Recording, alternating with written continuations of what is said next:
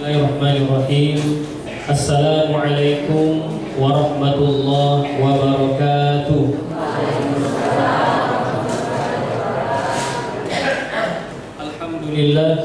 Alhamdulillahilladzi ala ma an'am wa nashkuruhu ala ma alham. Alladzi 'allama bil qalam 'allama al-insana ma lam ya'lam. Allahumma salli wa sallim karrama man ta'allam wa 'alima wa 'allam wa 'ala alihi wa ashabihi al-akram, amma ba'du. Bapak Ibu hadirin dan hadirat jamaah tarawih yang dirahmati serta dimuliakan oleh Allah. Tiada kata yang paling pantas kita ucapkan dan tiada kata yang paling pantas kita ikrarkan pada malam hari ini selain kita mengungkapkan rasa syukur kepada Allah Subhanahu wa taala, yang mana dialah Allah yang telah berikan kita kesehatan dan dialah Allah yang telah berikan kita kesempatan sehingga alhamdulillah kita masih bisa hadir pada malam hari ini bersama-sama dalam rangka kita laksanakan sholat isya secara berjamaah, begitupun juga dengan sholat tarawih secara berjamaah pula. Tidak terasa Bapak Ibu, malam ini kita sudah masuk pada malam yang ke-20 di bulan suci Ramadan.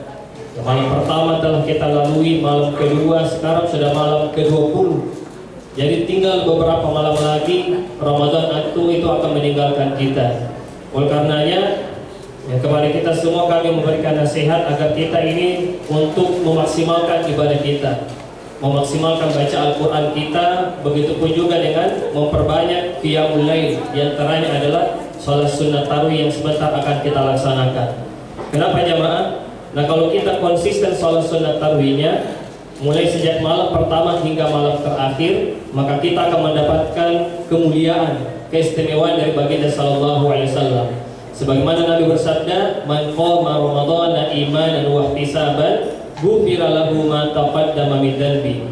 Siapa yang menghidupkan malam-malam di bulan suci Ramadan dengan memperbanyak ibadah salat malam, di antaranya adalah salat sunnah tarawih, dengan iman dan sungguh-sungguh mengharapkan ridhonya Allah, maka akan diampuni dosa-dosanya yang telah lalu.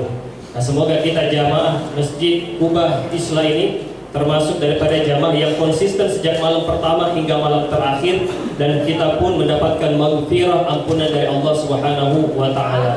Amin ya rabbal alamin. Kemudian salam dan salawat tak lupa kita kirimkan, curahkan kepada baginda kita Rasulullah Muhammad sallallahu alaihi wasallam. Allahumma sholli ala sayyidina Muhammad, seorang nabi yang diutus oleh Allah sebagai rahmatan linnas wa rahmatan lil alamin. Bapak Ibu hadirin jamaah tarawih yang dirahmati serta dimuliakan oleh Allah, Al-Quran dan bulan suci Ramadan merupakan dua hal yang tidak bisa dipisahkan antara satu dengan yang lainnya. Ya, kenapa? Ya, karena di dalam bulan suci Ramadan lah daripada diturunkan Al-Quranul Karim. Allah Subhanahu wa taala berfirman dalam surah Al-Baqarah ayat 185, A'udzu billahi minasyaitonir rajim. Syahrul Ramadan alladzi unzila fihi al-Qur'an hudan lin-nasi wa bayyinatin minal huda wal furqan. Artinya bulan suci Ramadan merupakan bulan diturunkannya Al-Qur'anul Karim. Mungkin ada yang bertanya, kenapa Allah Subhanahu wa taala menurunkan Al-Qur'an itu kepada kita? Apa tujuannya? Apakah kitab Zabur, kitab Taurat, kitab Injil ataupun kitab-kitab yang diturunkan sebelumnya itu belum cukup? Ya, mengapa mesti lagi ada Al-Qur'anul Karim? Nah, ternyata jawabannya, adapun kitab-kitab samawi yang sebelumnya diturunkan oleh Allah itu sifatnya terkhusus kepada suatu kelompok saja dan waktunya terbatas. Adapun Al-Quran yang diturunkan kepada kita itu kepada kelompok siapapun dan sampai kapanpun, sampai hari kiamat. Nah, kemudian untuk apa Allah Subhanahu wa taala menurunkan Al-Quran? Jawabannya ialah hudal linnasi wa bayyinatin minal huda wal furqan. Itu sebagai buku petunjuk bagi kita. Artinya kalau kita jadikan Al-Quran sebagai buku panduan, sebagai kitab suci, lalu kemudian kita senantiasa berinteraksi dengan Al-Quran, maka Al-Quran akan menjadikan kita bahagia di dunia dan selamat di akhirat nanti, dan kita tidak bakalan tersesat. Nah, sama Bapak Ibu, misalnya ada di antara kita yang baru pertama kali mau melaksanakan ibadah umroh ke tanah suci. Ini baru pertama kali nih, kita tidak tahu bagaimana kondisinya di sana. Oleh karenanya dari pihak travel akan kasih kita buku panduan, buku kecil.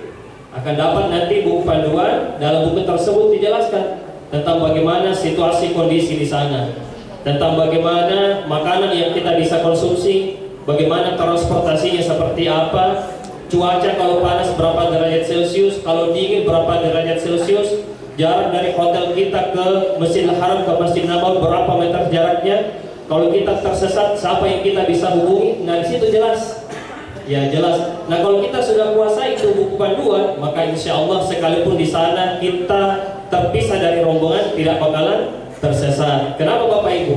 Karena buku panduannya telah kita kuasai. Nah sama juga dengan Al-Quranul Karim.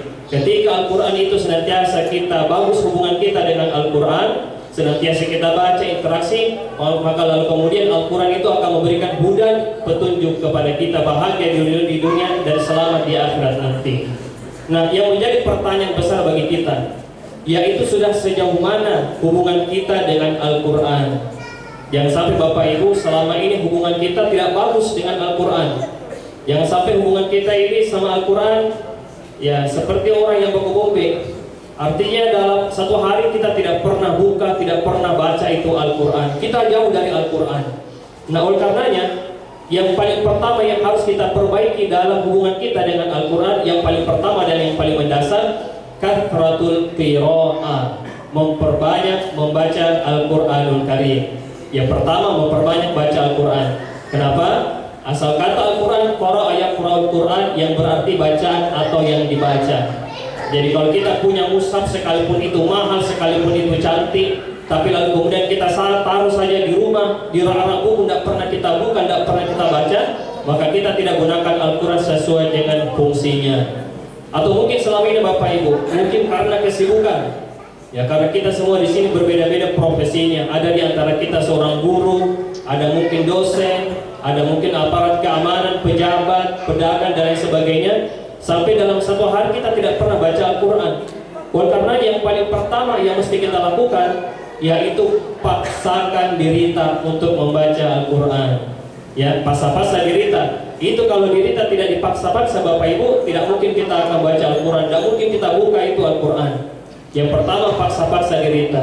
Ya paling tidak dalam satu hari, ya sedikit-sedikit saja, satu halaman saja satu hari. Kalau itu kita sudah paksakan, lalu berjalan waktu, maka insya Allah akan menjadi kebiasaan. Nah kalau sudah biasa, Allah bisa, karena biasa sudah mudah itu. Kenapa? Karena kita sudah terbiasa membaca Al-Quran. Ditambah lagi, yang tadi satu halaman menjadi satu lembar. Nah, karena kita sudah menjadi kebiasaan Bapak Ibu, maka yang ketiga, maka yang akan kita dapatkan pada poin ketiga, yaitu Al-Quran akan menjadi kebutuhan kita. Ya, membaca Al-Quran itu sudah akan menjadi kebutuhan. Artinya kalau dalam satu hari mungkin kita tidak baca itu Al-Quran, lalu kita rasa. Kenapa? Karena sudah menjadi kebutuhan. Sama misalnya HP ataupun smartphone, yang selama ini kita tiap hari buka, bahkan setiap menit kita buka itu HP, baca WhatsApp, buka YouTube. Misalnya dalam satu hari kita lupa di rumah, lupa di kantor, tidak buka kita WhatsApp dalam satu hari. Kira-kira bagaimana perasaan kita? Ya pasti lelah dirasa, karena sudah kebiasaan kita buka, kita baca WhatsApp, tapi dalam satu hari kita tidak pegang HP. Maka begitu pun juga dengan Al-Quranul Karim. Ketika sudah menjadi kebutuhan, maka insya Allah itu akan menjadi memudahkan bagi kita untuk senantiasa membacanya. Nah, kemudian yang keempat, karena sudah menjadi kebutuhan, yang paling maksimalnya adalah kita akan mencintai daripada Al-Quran. Artinya kita baca Al-Quran itu sudah menjadi nikmat. Ketika ada permasalahan, ketika ada masalah, maka kita tidak lari ke dukun, tidak lari ke paranormal, tapi kita kembali ke Al-Quran, minta kepada Allah petunjuk dengan membaca Al-Quranul Karim. Bapak Ibu yang dirahmati serta dimuliakan oleh Allah. Nah, lalu kemudian apa keutamaannya nih? Apa keutamaan yang bisa kita rasakan langsung kalau kita membaca Al-Quranul Karim? Yang paling pertama dan yang paling mendasar, kalau kita senantiasa baca Al-Quran Bapak Ibu, tatma'innul qulub, maka itu akan menjadikan hati kita tenang, jiwa kita tenteram. Ya sama juga, Al-Quran itu harus selalu kita baca di rumah. Ada sebuah rumah yang besar, kemudian pekarangannya luas, kemudian mobilnya mewah di situ. Dalam sebuah keluarga ada ibu, ada bapak, ada anak, sekalipun rumahnya besar, tapi mereka selalu merasa sempit. Ya, bukan rumahnya yang sempit, tapi jiwanya ataupun dadanya sempit orang-orang yang tinggal di situ. Tapi ada juga orang yang tinggal di rumah yang tidak terlalu besar, tidak terlalu kecil, biasa-biasa nih. Ya, tapi kemudian mereka senantiasa lapang jiwanya. Ya, kenapa berbeda? Ternyata yang pertama, sekalipun rumahnya besar, tapi merasa sempit daripada jiwanya orang yang tinggal di situ, karena mereka tidak pernah membaca Al-Quran. Ya, tidak pernah terdengarkan suara lantunan Al-Quran di rumahnya, sehingga rumahnya itu menjadi sempit. Adapun yang kedua, yaitu mereka senantiasa membaca Al-Quranul Karim, selalu kita dengarkan lantunan-lantunan ayat suci di rumahnya. Itulah keutamaan yang kedua. Kalau kita senantiasa membaca Al-Quran di rumah, la yattasi'u ala ahlihi, kata Nabi, maka hati ataupun jiwa orang yang ada di dalam rumah tersebut itu akan menjadi lapang. Wa tahduruhul malaika, dan malaikat itu akan banyak datang ke rumahnya. Bapak Ibu, kalau mungkin di rumah, ya di rumah kita mungkin ada biasa kita lihat penampakan atau apapun itu, maka mungkin rumah itu jarang terdengar bacaan ayat suci Al-Quran. Ya, kenapa? Karena dalam hadis disebutkan la taj'alu buyutakum maqabir. Kata Nabi, kamu jangan jadikan rumahmu seperti kuburan. Inna syaitana yanfiru minal bait alladzi taqra'u fihi suratul Baqarah. Kata Nabi, setan itu akan lari dari rumah yang di dalamnya senantiasa dibacakan Al-Quran, terutama daripada suratul Baqarah. Ya, jadi artinya apa Bapak Ibu? Selalu baca Al-Quran di rumah kita, maka insya Allah hati kita lapang, jiwa kita tenang, kemudian akan banyak berkah rahmat di situ, malaikat banyak datang ke rumah sehingga setan lari dari rumah kita. Bapak Ibu dirahmati serta dimuliakan oleh Allah. Nah, kemudian yang kedua sekaligus yang terakhir, bahwa untuk memperbaiki hubungan kita dengan Al-Quran, selain katsratul qiraah banyak kita bacanya, yang kedua yaitu senantiasa banyak menghafalkannya. Ya, sekalipun kita mungkin umur sudah uzur, tapi insya Allah Bapak Ibu kalau kita percaya, maka insya Allah Allah akan mudahkan daripada kita menghafal ayat suci Al-Quranul Karim. Nah, ternyata orang-orang yang menjadi penghafal Al-Quran itu akan mendapatkan keutamaan di dunia dan di akhirat. Contoh di dunia, orang-orang yang senantiasa menghafal Al-Quran, kata Nabi, mereka diutamakan untuk menjadi imam. Ya ummul qaum, yang menjadi imam pada satu kaum adalah aqra'uhum li kitabillah. Orang-orang yang bagus bacaannya dan bagus juga daripada hafalan Al-Qur'annya. Ya, jadi diutamakan jadi imam sebagai bentuk penghormatan kepada penghafal Al-Qur'an. Kemudian yang kedua, di zaman Nabi SAW, para sahabat ada yang mati syahid. Ternyata yang paling pertama dimakamkan oleh Nabi SAW adalah orang yang paling banyak hafalan Qur'annya. Ada dua sahabat misalnya meninggal dunia, yang mana yang diutamakan dikuburkan pertama kali? Kata Nabi, siapa yang paling banyak hafalan Al-Qur'annya? Yang paling pertama dikuburkan adalah yang paling banyak hafal dari Al-Qur'anul Karim. Kemudian keutamaan yang ketiga Bapak Ibu, ternyata Nabi SAW pernah menikahkan sahabat dengan maharnya, yaitu hafalan surah Al-Quran. Ini luar biasa nih. Dalam sebuah riwayat dijelaskan, suatu ketika Nabi SAW didatangi oleh salah seorang perempuan. Lalu perempuan itu menawari dirinya supaya Nabi nikahi. Nah, ini coba bayangkan Bapak Ibu, kalau ada bapak-bapak kira-kira ada perempuan cantik kemudian soleha datang nawari dirinya untuk dinikahi, kira-kira diterima atau tidak? Nah, Nabi tidak terima. Ya, Nabi tidak terima. Nabi tidak langsung bilang saya tidak mau, bilang juga tidak, tapi Nabi terdiam. Lama diam Nabi SAW. Karena Nabi lama diamnya, kemudian ada salah seorang sahabat mengatakan, ya Rasulullah, kalau engkau tidak mau menikahi daripada perempuan itu, saya saja yang nikahi. Luar biasa sahabat, berani dia langsung menawarkan dirinya supaya dia menikah daripada perempuan tersebut. Kata Nabi, oke. Tapi Nabi katakan, ma hal ma'aka min syai', apakah kamu punya sesuatu untuk dijadikan mahar? Kata sahabat, ada ya Rasulullah, saya punya sarung yang saya pakai ini. Jadi maharnya sarung yang dia pakai. Kata Nabi, kalau kamu jadikan itu sarungmu sebagai mahar, apalagi yang mau kau pakai? Gak mungkin kau tidak pakai sarung. Kata sahabat, oke, betul ya Rasulullah. Kata Nabi, kalau gitu saja nih, iltamis walau khatman min hadid. Kata Nabi, kalau begitu kamu cari dulu sekalipun itu cincin yang terbuat dari besi. Ya, cincin yang terbuat dari besi. Di sini kita juga bisa mengambil sebuah pelajaran bahwa jangan terlalu memberatkan daripada uang panai atau mahar. Ya, karena Nabi SAW saja itu mempermudah, walau khatman min hadid, sekalipun itu cincin yang terbuat dari besi. Nah, kalau sekarang kira-kira dikorbankan sekali Bapak Ibu, mungkin sekitar 10.000 ya sudah bisa orang menikah, cincin dari besi. Nah, sahabat itu cari, ternyata tidak ketemu, tidak ada ya Rasulullah. Saya tidak menemukan sesuatu. Kata Nabi SAW, kalau begitu hal ma'aka minal Quran, apakah kamu punya sesuatu dari Al-Quran yang kamu hafal? Kata sahabat Nabi ya Rasulullah, habis itu suratul kada wa kada. Saya hafal surah ini. Jadi tidak juga habis Al-Quran, tidak juga 30 juz, cuma beberapa surah saja yang dia hafal.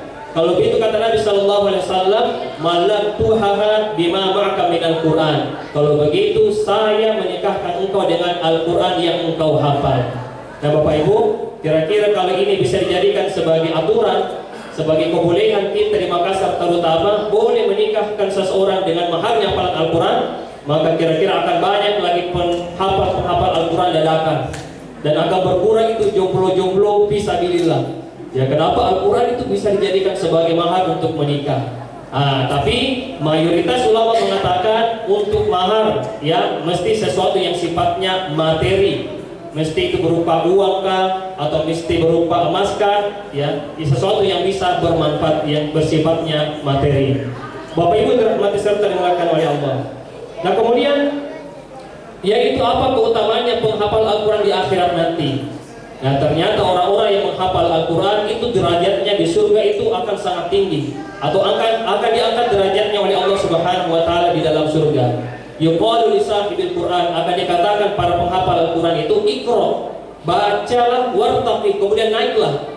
Kemudian warattil kama turattal fid dunya, bacalah Al-Quran secara tartil sebagaimana engkau membacanya ketika di dunia. Fa inna manzilatan, karena kedudukanmu inda akhir ayat tuttaqra biha, ialah pada akhir ayat yang engkau baca.